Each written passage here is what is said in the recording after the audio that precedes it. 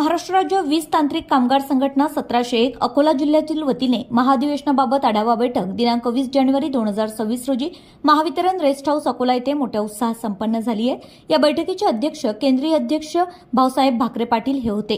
राज्य वीज तांत्रिक कामगार संघटनेचे अध्यक्ष केंद्रीय अध्यक्ष भाऊसाहेब भाकरे पाटील व केंद्रीय प्रमुख पदाधिकाऱ्यांच्या उपस्थितीमध्ये आज अकोला शहरामध्ये बैठक संघटनेची संपन्न झाली। या बैठकीमध्ये प्रामुख्याने जे पदाधिकारी उपस्थित होते, कैलास गौरकर, ताराचंद कोलेमामा, अप्पा दाभाडे आणि अकोला परिमंडळातील सर्व मान्यवर पदाधिकारी, यामध्ये 28वा महाधिवेशन महाड शहरामध्ये संपन्न होणार आहे, कोकणामध्ये रायगड जिल्ह्यामध्ये। तर मुख्य मार्गदर्शन केंद्रीय सरचिटणीस सय्यद जहरुद्दीन साहेब यांनी केले। बैठकीत कर्मचाऱ्यांच्या प्रलंबित प्रश्नांवर सविस्तर चर्चा करण्यात आली आहे। तसेच आगामी महाअधिवेशनाच्या तयारीचा आढावा घेण्यात आलाय।